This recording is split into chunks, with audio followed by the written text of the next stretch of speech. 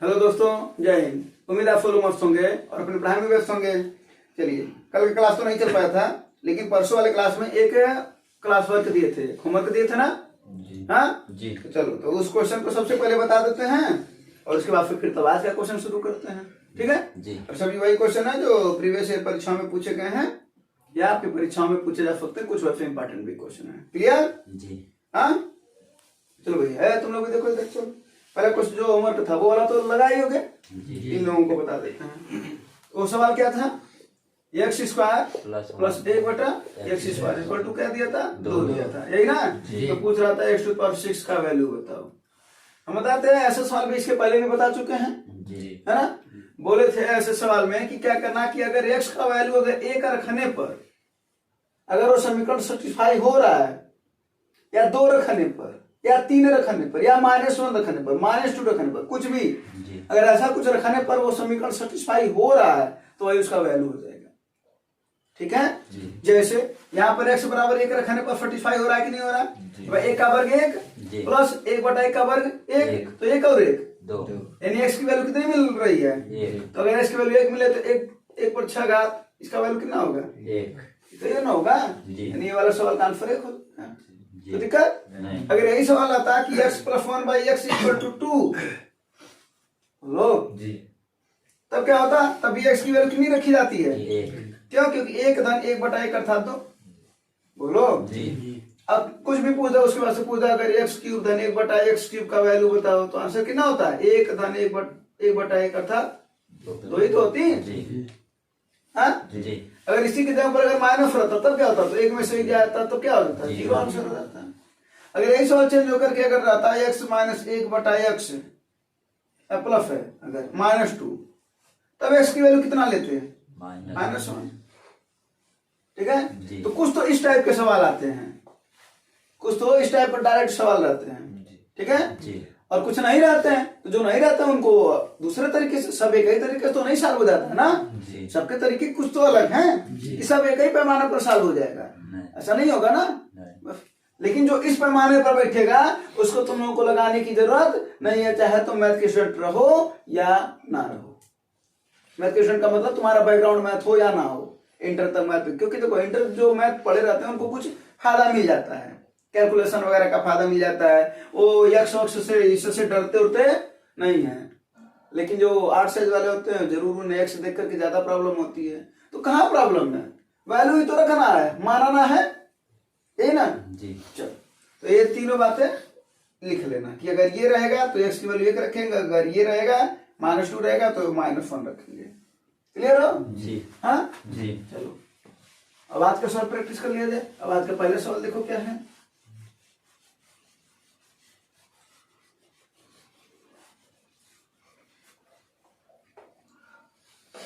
बताओ, पहला सवाल आ रहा है बाकी लोगों को कराना। निर्मित एक काम का 2/3 भाग 18 दिनों में कर सकता है। कशिश निर्मित से 2 गुना कुशल है। जब भी गुना उना वाला सवाल देता है काम समय में तो बताए थे कि सबसे पहले इनकी क्षमताओं का अनुपात ज्ञात कर लेते हैं। क्या ज्ञात कर लेते हैं? क्षमताओं का अनुपात। तो देखो, एक निर्मित है, अरे कौन है? कशिश जी। हाँ जी, कशिश। अब हिंदी पर नहीं जाना, कशिश सही है जी, होगा ही, है ना जी। हाँ सही तो लिखे हैं। तो कह रहा है कि कशिश निर्मित से 2 गुना कुशल है। कशिश जो है वो निर्मित से 2 गुना, यानी अगर निर्मित 1 है तो कशिश कितना भैया? 2। ये इसकी क्षमता का अनुपात। तो बोलो हाँ या नहीं जी? हाँ जी। सवाल बोल दिया कि निर्मित एक काम का 2/3 भाग 18 दिनों में कर सकता है। तो पूरा काम कितना दिन में करेगा? तो जब पूरा काम निकालते हैं तो जितने दिन में करता है और जितना भाग करता है उस भाग को उल्टा कर देते हैं, अर्थात 2/3 भाग कर रहा तो कितना हो जाएगा? 3/2। तो इससे पता चल जाता है उसका पूरा काम। ठीक है। 2 9 18 9 3 27, यानी पूरा काम ये कौन कर रहा है? निर्मित ना। यानी निर्मित पूरा काम कितने दिन में कर रहा है? 27 दिन में। यानी निर्मित पूरा काम 27 दिन में करा, इसकी क्षमता 1 है और इससे ज्यादा क्षमता का है, 2 गुना क्षमता का है, तो उससे समय कम लगेगा कि ज्यादा? समय कम लगेगा। जाहिर सी बात, उसकी क्षमता ज्यादा तो समय कम लगेगा ना। तुम्हारी क्षमता ज्यादा है, छोटे बच्चों से तुम लोगों की क्षमता ज्यादा होती है, तो कौन जल्दी काम कर लेता है? तुम्हें ना, समय तुम्हें कम लगता है ना। और नहीं तो फार्मूला तो लगा ही सकते हो, M1 D1 बराबर भैया M2, बोलो हाँ या नहीं? हाँ जी। तो M1 कितना है निर्मित की क्षमता अगर बात करें तो 1, कितना दिन लगा रहा है ये? 27। अगर M2 की बात करें तो 81 है, 81 की क्षमता तो पता है ना हो, 2 और ये D2, 2 इधर गुणा करा तो इधर क्या करेगा? भाग, यानी 27/2 है ना। 13 सही 1/2 कर सकते हो, नहीं तो 27/2, आपने 27/2 दे रखा है। हाँ जी, कोई दिक्कत? अच्छा जानते हो, अगर पहले लाइन की जगह पर एक सवाल चेंज कर देता और कहता कि निर्मित कशिश से 10 दिन ज्यादा लेता है, जाहिर सी बात है निर्मित ज्यादा समय लेगा, इसकी क्षमता कम है तो एक ज्यादा लेगा। अगर निर्मित कशिश से 10 दिन ज्यादा लेता है तो दोनों लोग मिलकर के इस काम को कितने दिन में करते, ये भी सवाल बनता है। बाकी सब यही दिया रहता है, उस ऊपर लाइन चेंज कर देता है कि निर्मित कशिश से 10 दिन ज्यादा लेता है, बाकी सवाल कर देता है कशिश निर्मित से 2 गुना कुशल है, तो दोनों लोग मिलकर के कितने दिन में करते हैं, या निर्मित अकेले कितने दिन में करता है, या कशिश अकेले दिन में कितना करता है, या दोनों एकांतर कितने दिन में करते हैं, ये सब सवाल बनते हैं। तो वो कैसे लगाएंगे? क्या बोला? निर्मित कशिश से 10 दिन कम लेता है, 10 दिन कम। अगर अगला फल की बात करना है, 10 दिन कम का मतलब क्या होता है भैया? कम का मतलब अंतर दे रखा है, किसका? निर्मित और कशिश का। किस चीज का अंतर दे रखा है? दिन का, समय का, है ना। तो तुम्हें पता है क्षमता और समय एक दूसरे के उल्टा होते हैं भैया। यानी अगर ये 1 है और ये 2 है तो समय क्या हो जाएगा? ये 2 और इसका 1। क्लियर जी। तो समय का अंतर कितना है? यहाँ पर 2 है, यहाँ पर 1 है, तो इसका अंतर कितना है इन दोनों का? 1। यानी 1 बराबर 10 दिन। हाँ जी। यानी 1 बराबर 10 दिन, तो 2 बराबर। यानी अगर पूछा होता निर्मित कितने दिन में करेगा तो आंसर क्या होता है? कशिश कितने दिन में करेगा तो आंसर क्या होता है? दोनों लोग पूछता अगर मिलकर के कितने दिन में करेंगे तो 10 और 20 का एलसीएम निकालोगे पहले, 20 आएगा, फिर इसकी क्षमता कितनी आएगी और फिर इसकी क्षमता, बराबर होता है कार्य बट्टा समय, यही ना। अब हमको क्या निकालना? दोनों लोग मिल करके कितने दिन में करेंगे पूरा काम? कितना भैया अपना? इन दोनों गधों की क्षमताएं कितनी है? 2 और 1 कितना हो जाएगा? 6 से 2/3 दिन,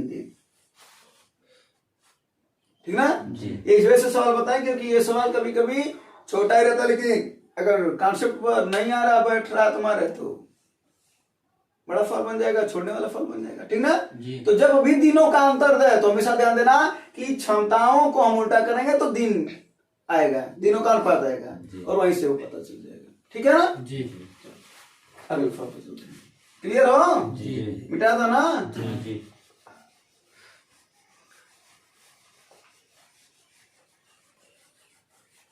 अगला फल लगाओ।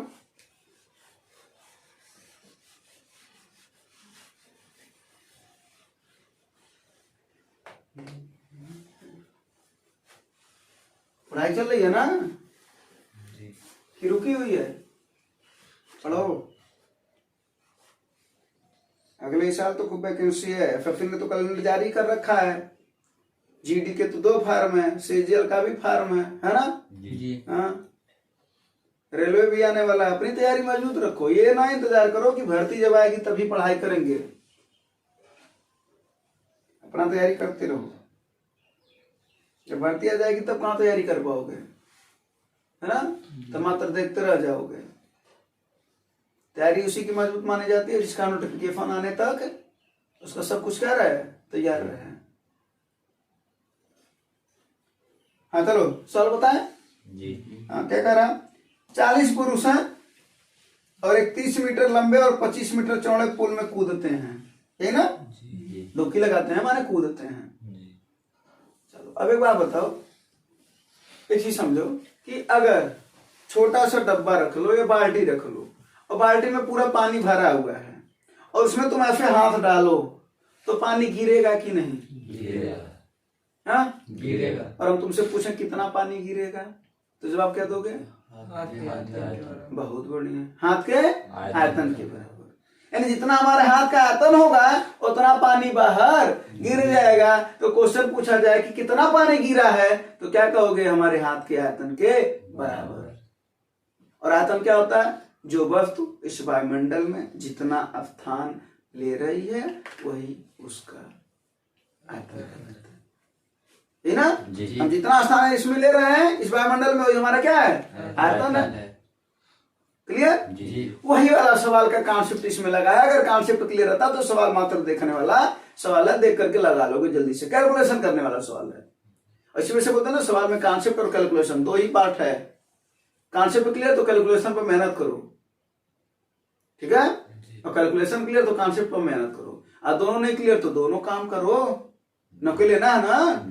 हाँ वनडे एग्जाम में मैक्सिमम ऐसी परीक्षाएं हैं जिसमें बिना मैथ के काम तुम्हारा नहीं चल पाएगा।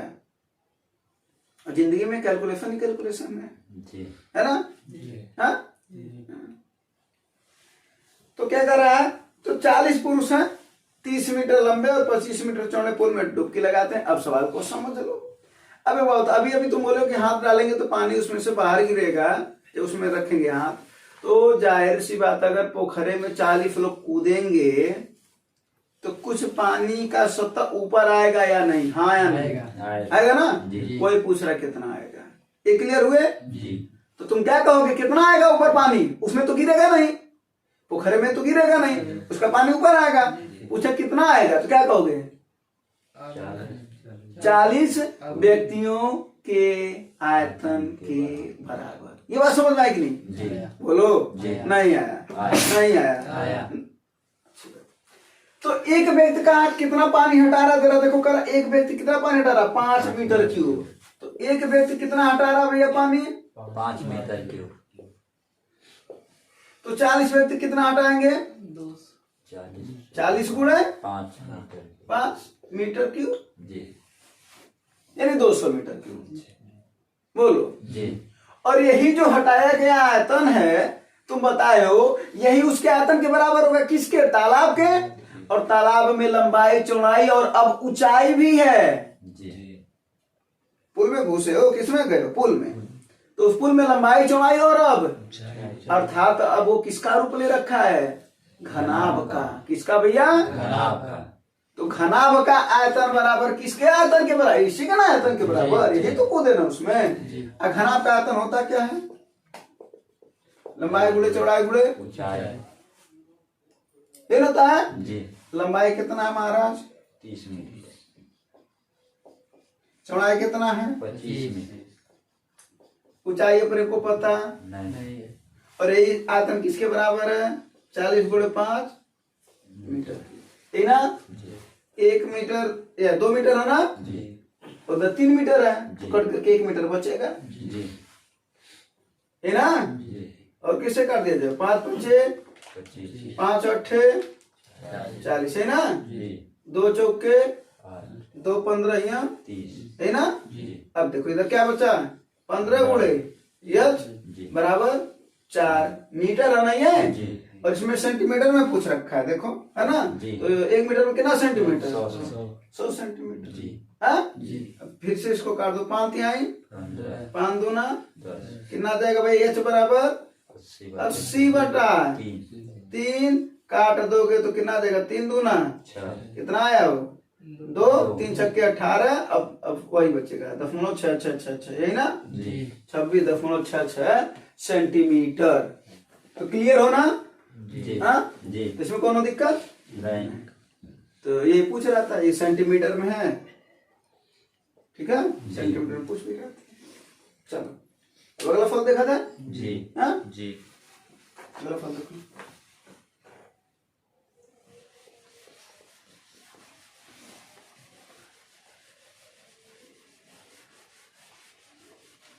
अगले फल का तो फल आ गया होगा, छोटा फल है।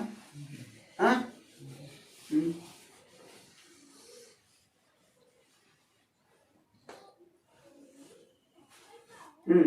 आंसर बताओ।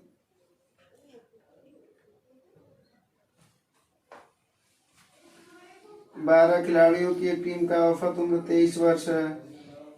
यदि इसमें कोच की उम्र भी शामिल कर दें तो औसत उम्र 2 वर्ष की वृद्धि हो जाती है। तो कोच की उम्र बताओ। हाँ बोलो। जी तो क्या है, 12 खिलाड़ियों की औसत उम्र कितनी है? हाँ 23 वर्ष। 23 वर्ष है, और इसमें कोच की उम्र भी शामिल कर ली जाती है। जी हाँ जी। तो देखो हम इसमें बताते हैं नया बराबर क्या होता है भैया? मूल परिवर्तन। मूल प्लस परिवर्तन। परिवर्तन। मूल प्लस परिवर्तन। मूल कितना है? 23। मूल औसत कितना है? 23। अब प्लस में देखते हैं परिवर्तन में वृद्धि हो रहा है कि कमी हो रहा है, यही ना? जी बोलो जी। अब एक बात बताओ कि ये इसमें सवाल में देखा जाता है कि कितनी संख्याएं हैं, यानी कितने लोग हैं। कितने लोग हैं? पर 12 खिलाड़ी थे, जी। एक कोच साहब आ गए, कितने लोग हो गए? 13। और सभी उन्हीं के आने से, कोच साहब के आने से क्या हुआ है? वृद्धि हुआ है। कितने की?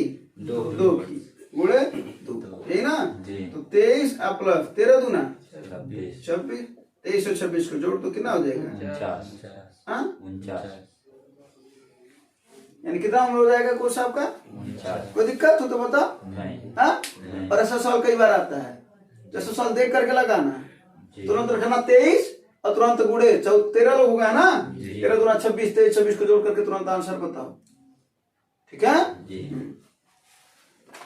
अगर 2 लोग आ जाते तो कितना हो जाता? 12 2 14 हो जाता था, 14 दूना 28 तक वृद्धि हो जाता। अगर 2 लोग मान लो आते हैं, जी ठीक ना? जी। मान लो कहता है कि एक कोच के साथ साथ, कभी कभी ऐसा सवाल दे देता है एक कोच के साथ साथ जूनियर कोच भी आ गए, ठीक है? जी। तो औसत उम्र की 2 वृद्धि हो जाती है। तो बताओ कुल उनका उम्र कितना हो जाएगा? तो कोई दिक्कत नहीं है, कोच साहब एक होते, उनके सहायक कोच आ गए, जी।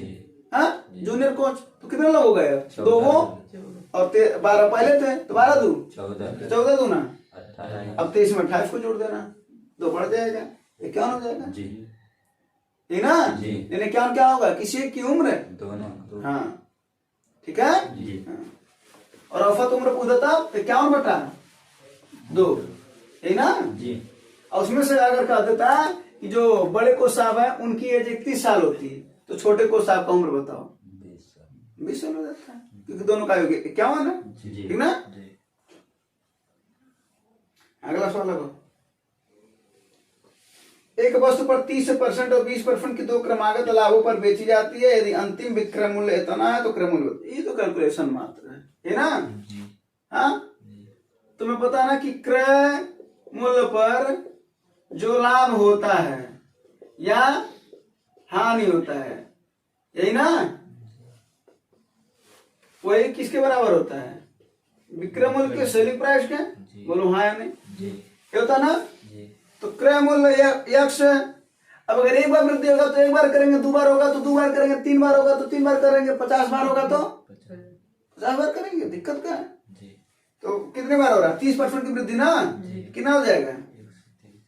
क्यों हो रहा? पता चला ना, इसका 30 वैल्यू है और 100 + 30 = 130 है ना, होगा बटे 100। एक बार और हो रहा है, 20 की वृद्धि, कितना हो जाएगा?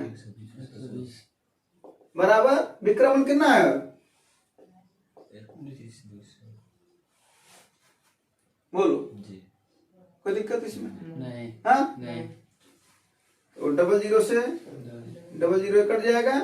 हाँ अब इसको काटो, कौन वाला? अब कहाँ कटेगा? तो उधर गुणा होगा ना। जी। अब 12 से इसको काटो, कितने बार में कटेगा? 12 दूना 24, कितना आया? 7 और 12 छक्के 13 से कट जाएगा, 13 दूना 200 है। इधर कितना 0 है? 2 तो 200 उधर है और इधर गुणा करने जाएगा तो 2 0 और लेकर के जाएगा, तो कितना हो जाएगा भैया? 20,000। विषय क्या है? क्रय मूल्य। हाँ सीपी, कास्ट प्राइस, है ना? जी। हाँ जी। बस ये आसान सा सवाल था ये तो। अगला सवाल लगाओ। अगला सवाल अच्छा सवाल है, कॉन्सेप्ट पर है। अगला सवाल अच्छा सवाल है। इस पर कुल 4 सवाल बनाए जा सकते हैं। कितने सवाल? 4 सवाल।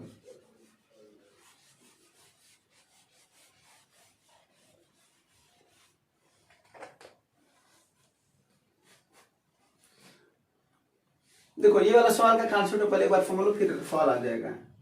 इधर देखो, अगर ए से मान लो बी पर है, शहर मान लो ए है, शहर बी है, या कोई स्थान है ए और बी, कुछ भी मान लो, ठीक है ना। एक इधर से ट्रेन जाए और एक इधर से ट्रेन आए,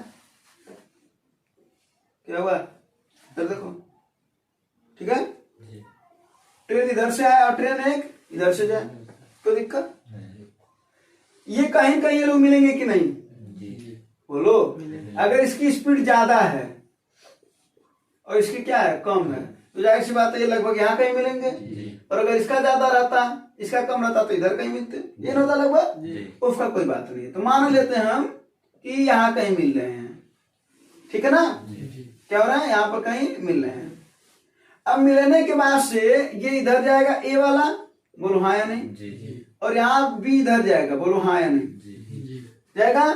तो मिलने के बाद से यहां से कुछ इसको समय लगेगा कि नहीं, और इसे भी कुछ समय लगेगा कि नहीं, बोलो। तो वही पूछता है, एक की अगर चाल दिए हैं तो दूसरे की चाल बताओ। कॉन्सेप्ट अभी नहीं समझ में, सवाल वाला समझ में है।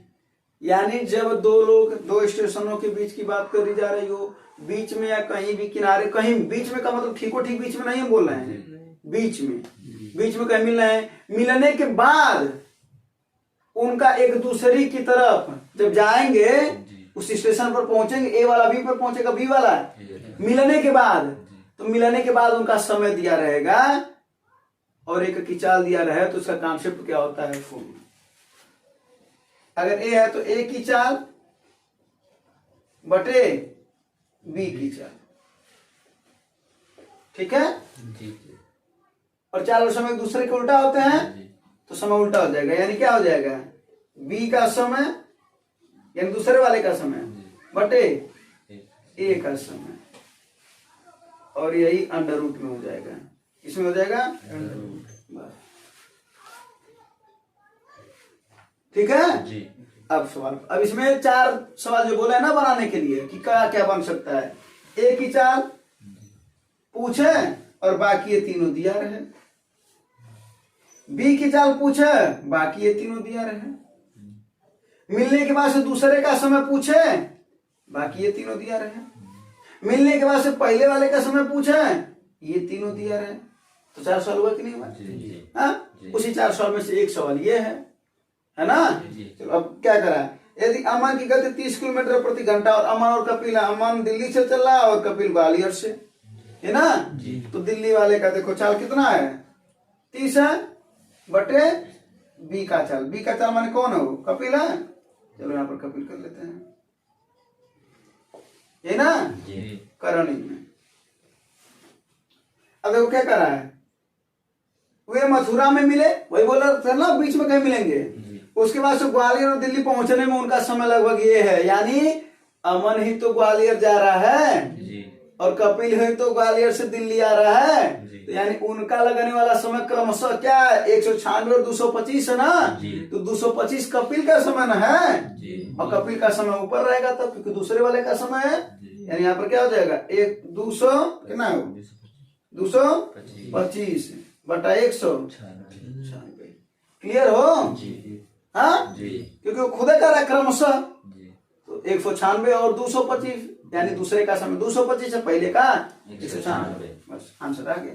अब इसी को बाहर कर दोगे तो क्या हो जाएगा, 225 से बाहर कौन जाएगा, 15, और 196 से 15 फट जाएगा, 15 दूना 14 दूना, यानी 28 किलोमीटर प्रति घंटा किसकी चाल है,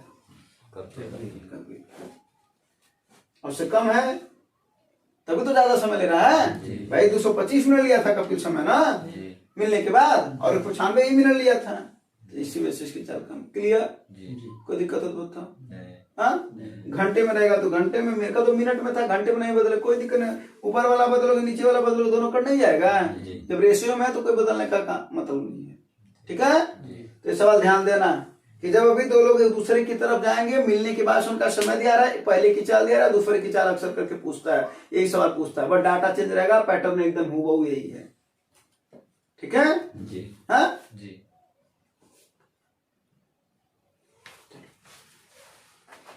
समझ में आ रहा बात? जी ये नोट करके लिख लेना ये वाला। अगला फॉलो करो।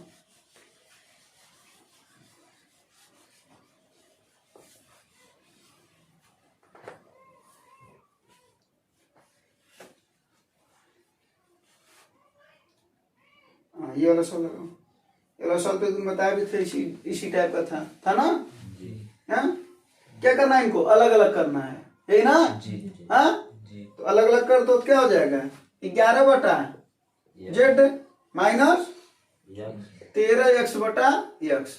अच्छा एक्स है पहले, हाँ ठीक ठीक, एक्स 11 बटा एक्स माइनस 13 एक्स बटा एक्स अलग कर दिए। जी फिर कौन चिन्ह है, प्लस है, जी प्लस लगा दो। फिर क्या करा, फिर इसको अलग कर दो तो 11 बटा यक्स वाई है भैया, कमा वाई माइनस 13 वाई बटा वाई। हाँ जी फिर कौन चिन्ह है, प्लस। फिर क्या है, 11 बटा जी जेड माइनस है ना, जी फिर 13 जेड बटा जी बराबर जेड से जेड कट गया, वाई से वाई कट गया, एक्स से एक्स कट गया। हाँ जी इन गधों को एक पास कर दो तो क्या हो जाएगा, 11 बटा एक्स प्लस 11 बटा वाई प्लस 11 बटा जेड है ना। जी और इन लोगों को एक पास कर दो तो क्या हो जाएगा, माइनस 13 माइनस 13 माइनस 13 अरे भाई ये वाला बचा है जी ये बचा है जी ये बचा है जी हाँ जी बराबर 5 ऊपर से क्या कॉमन है यहाँ पर, 11 क्या बचा, 1 बटा यक्स धन 1 बटा वाई धन 1 बटा। जेड अरे इन गधों को उधर भेज दो तो 13 13 26 13 39 जी माइनस है ना, ये उधर जाएंगे तो क्या हो जाएंगे, तो 39 और 5 44 का समझ में आना, जी कोई दिक्कत है भाई, 13 39 और उधर जाएंगे तो प्लस हो जाएंगे, 39 5 44 11 चौके 44 इसी का ना वैल्यू पूछ रहा था। जी जी हाँ जी चल बिटा था ना। जी जी हाँ, अगला फॉलो, इसमें विकर्ण पूछ रहा है, क्या पूछ रहा है, विकर्ण और विकर्ण का अगर फार्मूला पता है तो लगा लोगे, नहीं पता है तो छोड़ करके फिर आगे बढ़ जाओगे, है ना। उसके अलावा तुम कुछ नहीं कर सकते, तो तुक्का मारेंगे। हाँ तुक्का मारने से काम नहीं चलेगा। अष्टभुज में कितने विकर्ण हैं, अब देखो विकर्णों की संख्या क्या होती है, विकर्णों की संख्या क्या होती है, n इंटू n माइनस 3/2, बात खत्म। अब देखो ये फॉल आ गया, n इंटू n माइनस 3/2। अच्छा n क्या होता है, भुजाओं की संख्या। हाँ जी जी तो अगर डायरेक्ट अगर विकर्ण वाला फॉल पूछेगा तो लगा लोगे, और नहीं तो एक दिन हम पूरा का पूरा इसमें इसका डिटेल पढ़ाए थे। जी अंतःकोणों का योग n माइनस 2 इंटू 180 होता है, प्रत्येक अंतःकोण n माइनस 2 इंटू 180 बटा n होता है। बहुभुज के प्रत्येक बाहुकोण का योग होता है 360 होता है, बाहुकोणों का योग 360 होता है, प्रत्येक बाहुकोण कितने होते हैं 360 बटा n होते हैं, बताए थे ना। जी जी हाँ जी उनमें अनुपात कितना होता है, 2:1 का, बहुभुज और अंतःभुज में 2:1 का अनुपात होता है, n माइनस 2/2 का अनुपात होता है। बस जी करते जा रहे हो, विकर्णों की संख्या n इंटू n माइनस 3/2 होता है, ठीक है। ये सब चीजें बताया गया है। चलो तो भुजाओं की संख्या नहीं है तो रख दो ना भाई, अष्टभुज यानी n का वैल्यू कितना दे रखा है, 8 n का वैल्यू 8 यहाँ पर रख दो, कितना हो जाएगा 8 गुणे 8 में 3 जाए 5 बटा 2 चौके 8 4 बच्चे 20 कितना हो जाएगा, कोई दिक्कत। हाँ इसको लिख लो, फार्मूला लिख लो, बेटा था। हाँ अभी लास्ट सवाल है आज के सेशन का ना, जी कि हमेशा के लिए लास्ट करना है। हाँ ना प्रैक्टिस करना हो तो हमेशा के लिए लास्ट कर देते हैं, प्रैक्टिस जरूरी है। जी हाँ जी चलो अच्छी बात, अगर जरूरी है तो इसके लिए पहले फार्मूला भी बता देते हैं। पहले फार्मूला लिख लो, देखो इधर एक बताए थे साइन स्क्वायर थीटा धन cos स्क्वायर थीटा बराबर 1 जी बताए थे जी मूल फार्मूला में। जी ये पहला फार्मूला था। दूसरा क्या बताए थे, sec square theta minus tan square theta बराबर 1।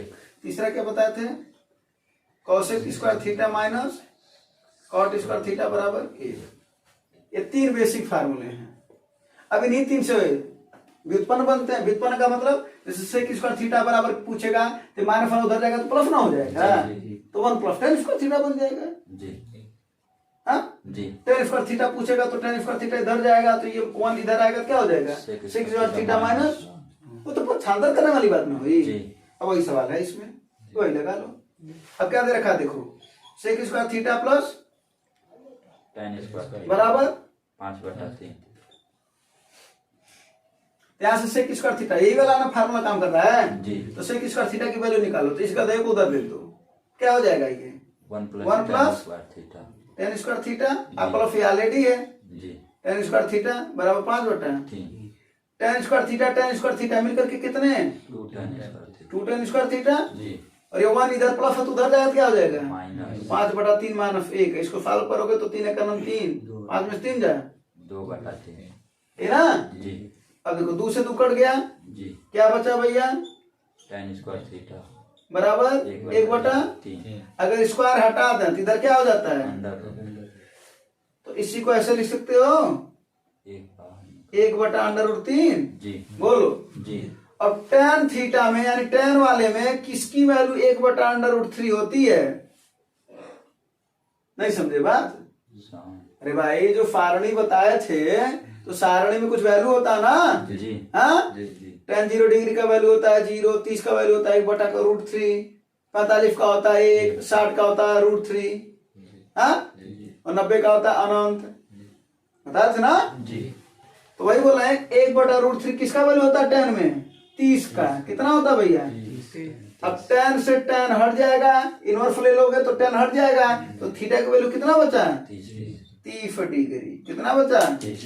अगर पूछा होता tan थीटा का मान बताओ कितना होगा, तो अगर मान में पूछा होता तो इतना होता, अगर पूछा कोण कितना एंगल कितना थीटा कितना तब कितना आंसर होता है। क्या पूछ रखा है 2 थीटा। अच्छा tan 2 थीटा पूछा है ना, तो यहाँ पर हमको थीटा चाहिए हाँ, जी तो थीटा 30 डिग्री है तो tan 2 थीटा यानी 2 गुणे 30 अर्थात tan 60 का वैल्यू कितना होगा, यानी ये आंसर है। जल्दी में ना मार देना, ऑप्शन दे रखा है हाँ, देखो दे भी रखा है, ठीक है जी हाँ। कल हम तो ना ये मारते ना ये मारते, मार देते, निर्धारित तो नहीं किया जा सकता है क्योंकि हमको नहीं आ रहा है ना हाँ हाँ। चलो क्लियर हो जी हाँ, जी कोई दिक्कत नहीं परेशानी नहीं समस्या नहीं प्रॉब्लम, नहीं तो उम्मीद है ये सब चीजें समझ में होगा। और हाँ जल्द ही चैप्टर शुरू करने वाले हैं, एक सिरे से किनारे से सभी बताया जाएगा, ठीक ना जी हाँ। जो भी चैप्टर है सभी चैप्टर बताया जाएगा शुरू से लेकर के अंत तक, जितने भी चैप्टर हैं लगभग 35 चैप्टर है ना मैथ में कुल ले दे करके जी हाँ हाँ। तो एडवांस मैथ और अर्थमेटिक मैथ सभी बताया जाएगा, पहले कॉन्सेप्ट फिर उसके बाद फिर सवाल की प्रैक्टिस ज्यादा से ज्यादा कराई जाएगी और वही प्रैक्टिस कराई जाएगी जो परीक्षाओं में आता है या आ सकता है ऐसे क्वेश्चन, ठीक है जी बहुत सारे कठिन क्वेश्चन नहीं करवाया जाएगा कुछ, लेकिन वही कठिन क्वेश्चन करवाया जाएगा। कठिन का मतलब क्या होता है, जो नहीं आ रहा वो कठिन है अपने को, जी जो आ रहा है वो कितना भी बड़ा रहा है अपने लिए आसान है जी हाँ? जी तो कठिन का मतलब कुछ ऐसे क्वेश्चन जो कुछ लेवल की परीक्षाओं में भी पूछे जा सकते हैं, वह परीक्षाएं तो कई देना है जी हाँ? जी कि मैथ का तैयार करके मात्र जीडी तो नहीं दोगे, जो जीडी वाले हैं वो जीडी देंगे, जो सीजीएल वाले हैं वो सीजीएल देंगे हाँ। जी इसका जो लेवल आता है वो एक जान देता है, जी बोलो जी तो चलो तो जल्द ही उसको भी शुरू किया जाएगा, ठीक है ना। जी तो आप लोगों को भी ये चीजें समझ में आया होगा। धन्यवाद, जय हिंद।